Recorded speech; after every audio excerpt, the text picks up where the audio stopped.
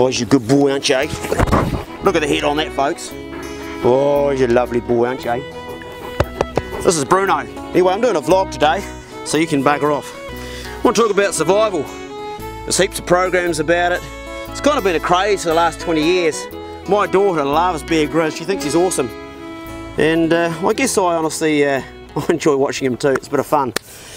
But if you've ever been bushed or had a cold night somewhere, you'd know that those programs, you know, they are just programs after all. They've got a script and they're not that realistic to what goes on. So there's some things I want to talk about. They always have, like, the three main things they have in them. They have making a shelter, getting food, and making fire often features as well.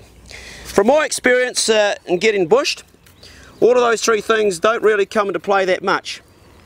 Let's look at getting food. Well, for a kick-off, you don't actually need that much tucker to survive. My granddad, he was on his deathbed for 13 days before he died, and in that 13 days he didn't drink any water and he had no food. And he was an old man, you know, he was at the end of his life, and so if an old man can go that long on his deathbed, admittedly he wasn't exerting a lot of energy, but how long can you go, a reasonably fit person? So these programs, I remember when Bear Grylls came to New Zealand and he ate a hoo-hoo grub and he said, oh, this contains protein, and he like chewed it up and then he spat it out because it tastes like shit. And they put these things in because they're interesting to watch, but honestly, when you're trying to get out of the bush and you're lost somewhere, you're not really thinking about eating grubs and stuff. You're trying to just find your way home. Bruno, you're really standing in a bloody dumb place here for this vlog, mate. Can you just park your ass somewhere a little bit better? A little bit. No, not in front of the camera, mate. Sit down. Sit. He weighs 65 kg. He's a hard dog to handle. Okay, the next thing they always have is they have shelter. They have, like, you know, you got to build a sort of hut to stay in and that. And, you know, that's all good and well true, but when I think back to times I've been in the bush, the worst thing for losing my body temperature has been wind and the wet and the cold. And the wet and the cold have always come from the ground if you're lying on the ground. So to my thinking, the first thing you should do is find yourself a dry bed. Now, without building a structure, like, you know, making a hut or a frame off the ground, the first thing you should be looking for is a natural bed. It might be a rock overhang. What else could you find? Well, in the end of this clip I'll show you, I'll put a link to another clip where I got stuck in the bush overnight and I found a log and it was completely dry underneath it. And the rain couldn't get over the top. It was just like I had a natural roof. So that was really awesome. I found a place already. I didn't have to exert any energy or waste energy on building stuff. And often in the bush there is natural stuff. I mean, animals sleep in the wild all the time. They don't always just sleep out in the rain. Most of the time they can find something. You hunters will know what I'm talking about. You find a pig nest, you know, they've got a bit of grass in there and there's normally some flax over to keep the rain off or something. So that's the other one, which I would say if you're bushed, don't spend too much energy on building a hut. Find something that's natural. Now the third one is always a cracker. I like this one. They always have, you know, making your own fire and rubbing sticks together. And I did this a while ago here on the farm just to see if I could actually do it, because I did it when I was a kid at Scouts, and we did it a couple of ways. We did it with a magnifying glass and we also did it rubbing sticks together. So I went out and got myself a bit of mahaui and some karnuka and started rubbing, and I can tell you it took a lot of bloody energy.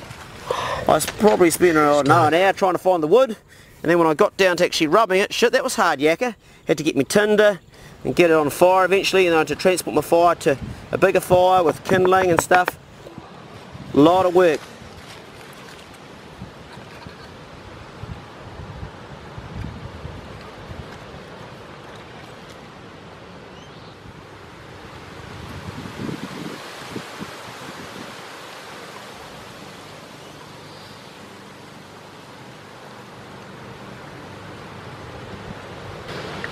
Well, I'm going to take this to my fire.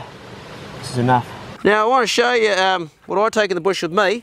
A knife is a must. You always got to have a knife.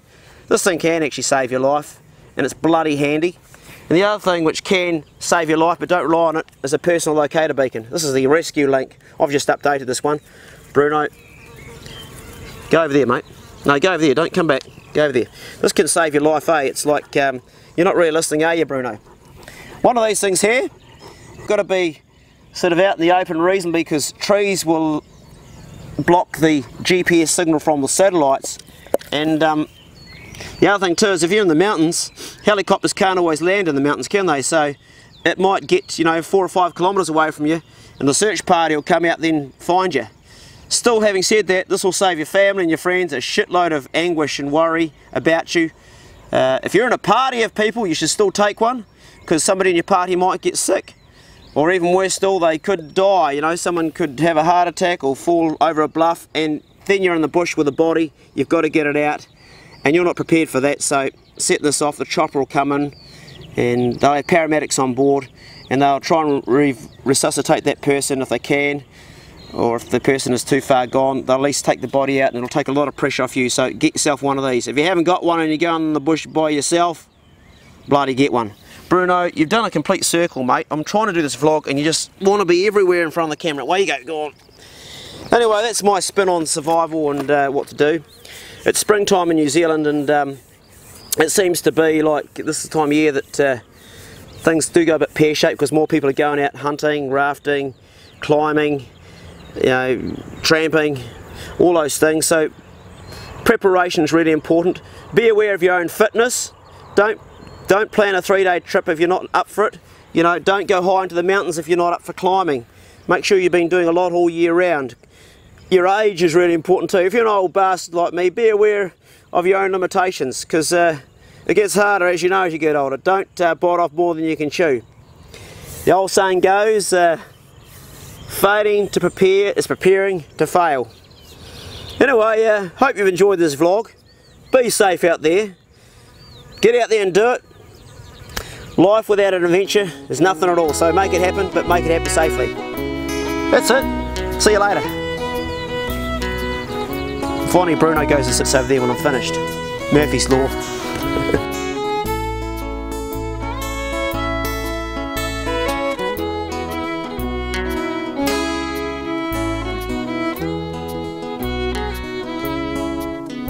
Yeah, g'day, what are you doing? How you doing? What do you know? Weather has come and the wind won't blow. I'm stuck for things to say, I'll let these words flow. Yeah, g'day, what are you doing? How you doing?